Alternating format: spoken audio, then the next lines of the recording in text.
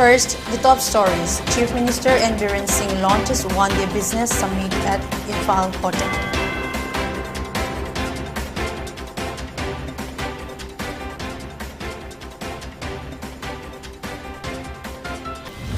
Manipur Sangai Festival begins at Gelzang Resort in Churchandpur district.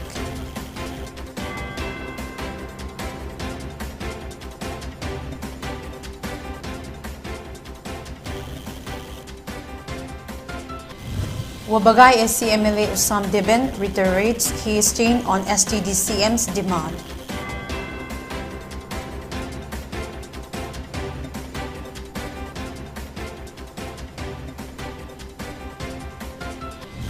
India records 408 fresh COVID cases along with 5 fatalities due to the infection in the past 24 hours.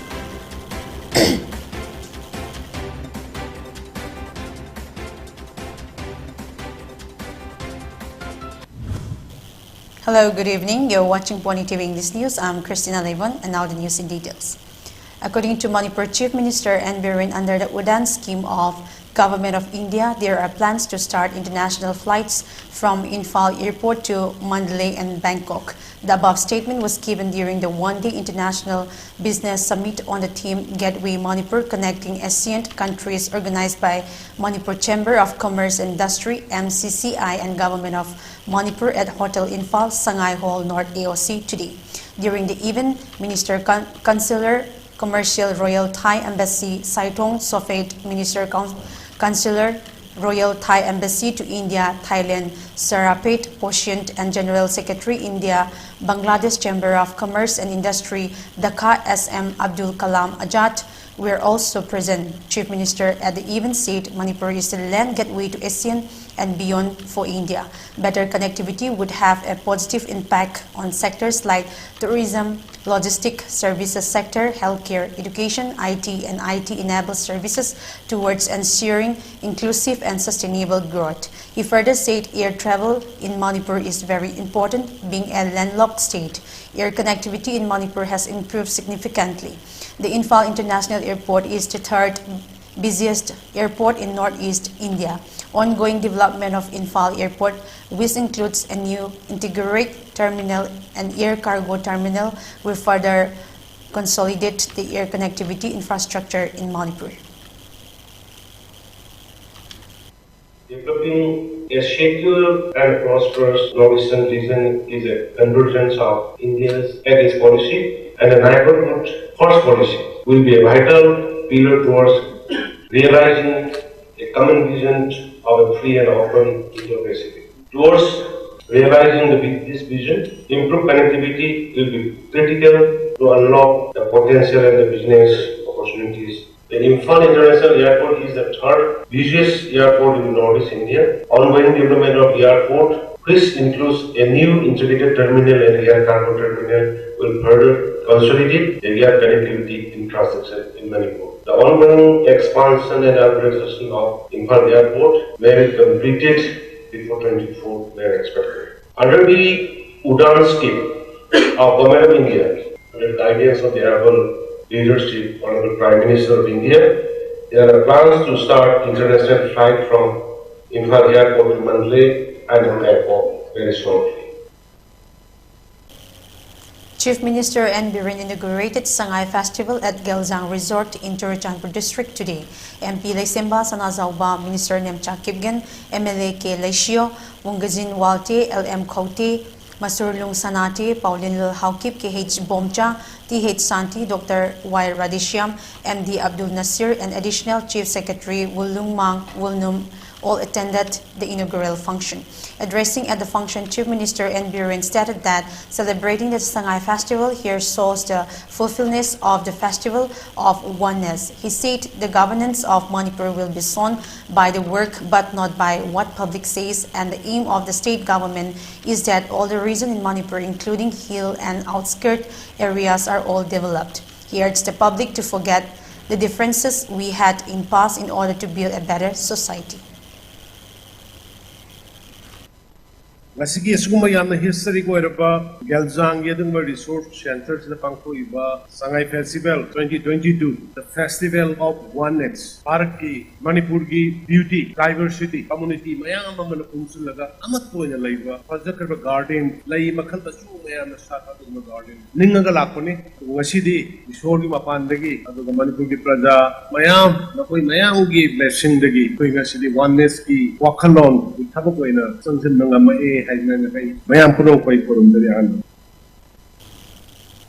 As a part of Scheduled Tribe Demand Committee Manipur STDC, an ongoing protest demanding inclusion of Meitei or Meitei in Scheduled Tribe list, the committee had stormed at Wabagay, SC MLA Usam Diben residence in Kanchipur near Standard Robert Higher Secondary School and submitted a memorandum. Speaking on the subject, MLA U Diben stated that no other community should resist the demand for the inclusion of Meitei or Meitei in Scheduled Tribe list that has been called to the safeguard the Meitei or Meitei community. He pleads his complete support for the demand. Apart from thoroughly reviewing the memorandum, he said he will request the Chief Minister to grant the demand. He said as a representative of the people, he will act to satisfy public demands.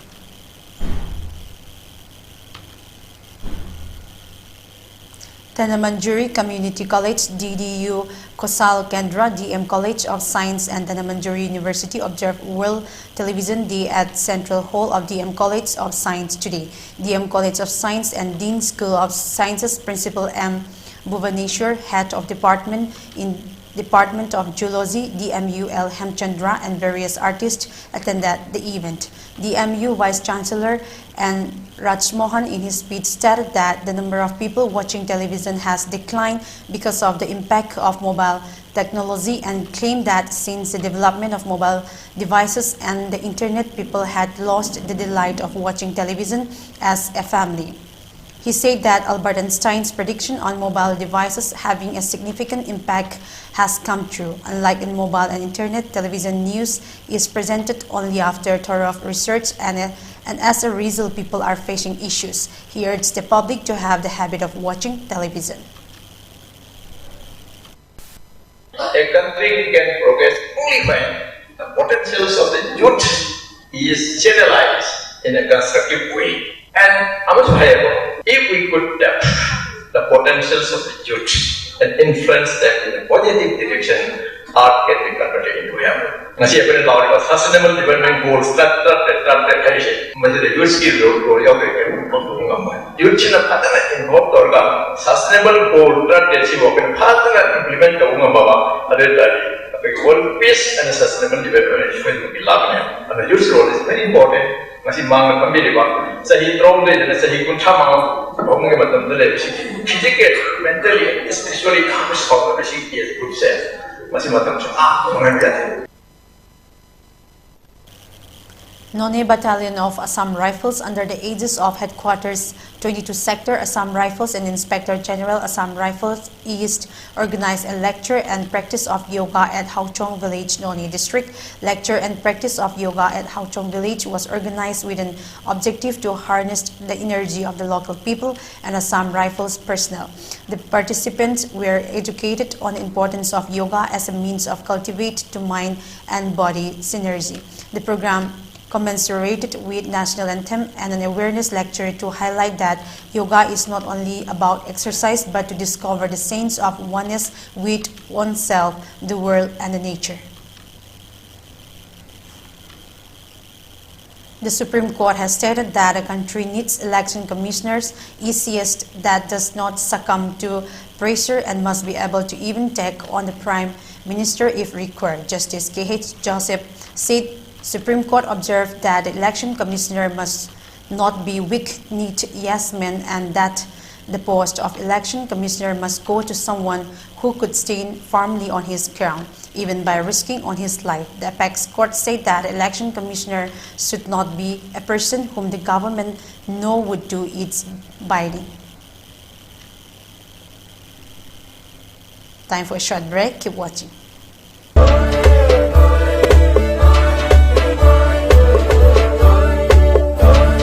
Come witness the most extravagant cultural diversities of 34 tribes in one platform. savor the local indigenous cuisines and local brew. Get a glimpse of the endangered sangay there.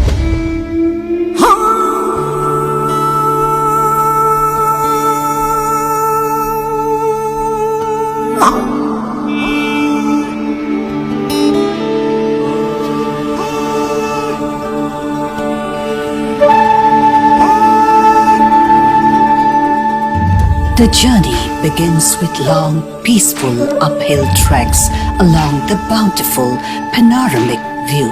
Zuko Valley is home to unique flora and fauna, flaunting beauty with scenic splendor. The mystical lake called the Loktak Lake, largest freshwater lake in the northeast. With the only floating national park in the world, the gods share the enchanting dreams with us, and we can see their overwhelming creation where we bear witness to the skies.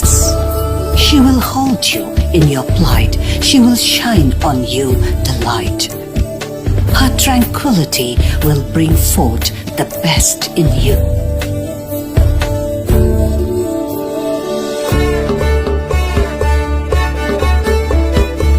With every touch, with every breath, with every sight, remarkable sight to behold, this land is a cradle for celebrating vibrance in diversity.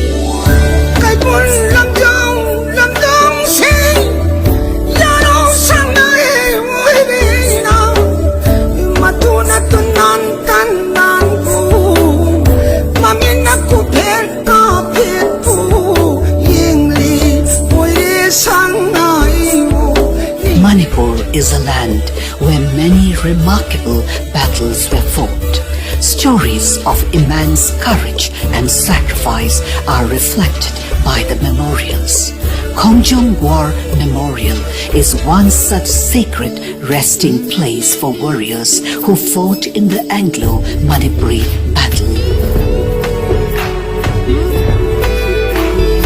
The men and women have given everything to this land, and in return, she has blessed her people with abundance and divinity.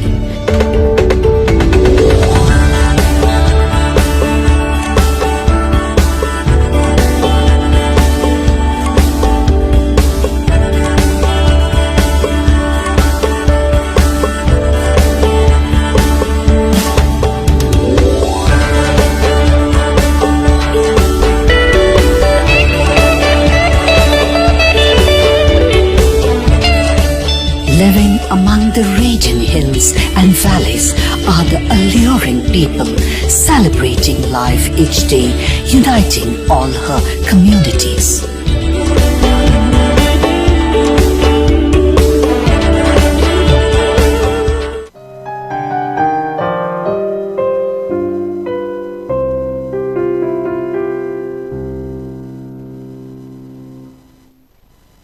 Welcome after the break. The firing incident that took place in the village of Mukro on Tuesday, which left 6 persons dead, had nothing to do with the Assam-Meghalaya border conflict issues, says Assam's Chief Minister Himanta Biswa Sarma. He continued that while covering the incident, the national media misled the audience by stating that the fire incident was a result of the border issues between Assam and Meghalaya. He said it was a clash between villagers and police, and a judicial inquiry has been ordered and the police-related investigation will be handed over to the CBI. The Assam cabinet yesterday decided to hand over investigation into the firing incident at Mukro village to the Central Bureau of Investigation (CBI). The Assam cabinet also agreed to request a judicial investigation into the incident from Justice Rumi Pukan, a retired judge of the Guwahati High Court. According to the Chief Minister of Assam, Justice retired Rumi Pukan would provide the facts and circumstances that lead up the occurrence and wrap up the investigation in 60 days. On the other hand, Meghalaya's Trinamool Congress TMC has announced an ex gratia payment of ₹5 lakh to each of the families of the victim of the Mukro firing incident. Mukul Sangma, a prominent TMC politician and opposition leader in Meghalaya, made the statement, "Our party stands with the people in these tough times and will provide our unwavering support to the victims of the Mukro firing tragedy. The previous Chief Minister of Meghalaya further requested that all individuals found responsible for the shooting at the village of Mugro be apprehended and brought to the state of Meghalaya to face justice according to the law. The Assam government must hand over those involved in the firing to the Meghalaya police as per the law of the land, says Meghalaya TMC leader Mukul Sangma. In a fresh spate of political violence in Tripura, a clash erupted between the workers of the BJP and the CPIM in Kowai district yesterday. Many were left injured in the clash between the two parties in Kowai district of Tripura, while 12 of the BJP workers sustained injuries. At least 6 CPIM workers were also injured in the clash.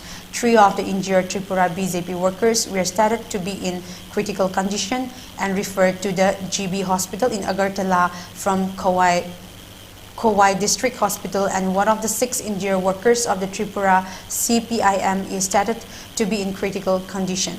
The Tripura CPIM leader Pabitra Kar has accused the BJP of triggering fresh political violence in the state by attacking at positions of the left front. He said the BJP had pre-planned the attack, and the BJP party in Tripura has become a party which is thoroughly dependent on gangsters. On the other hand, Tripura BJP leader Subrata Mazumdar blamed the CPIM for the clash that erupted between the workers of the two parties in Kuwait yesterday.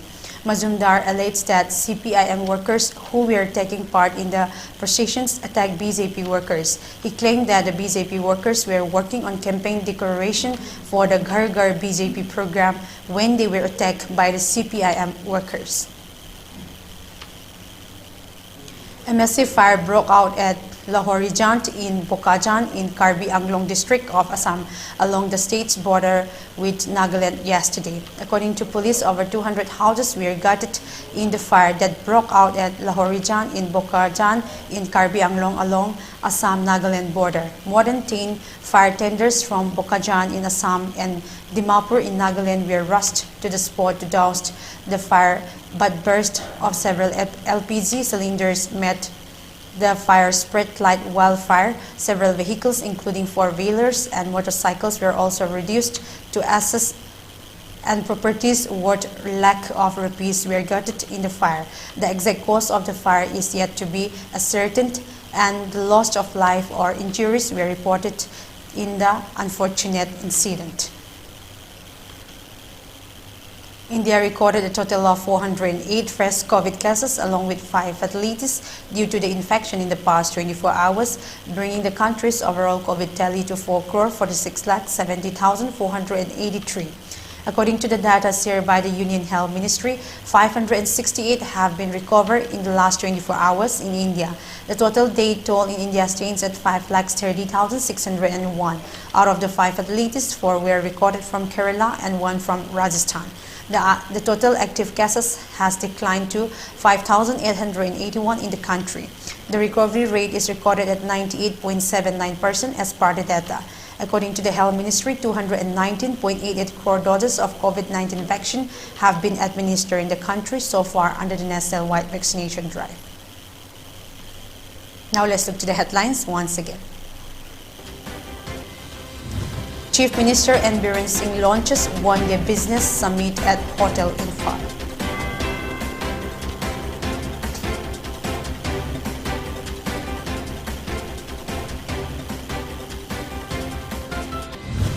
Manipur Sangai Festival begins at Gelzang Resort in Churachandpur district.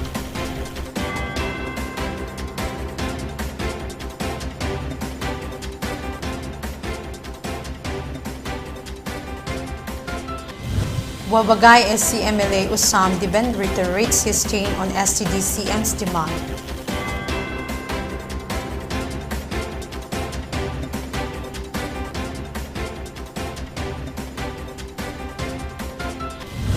India records 408 fresh COVID cases along with 5 fatalities due to the infection in the past 24 hours.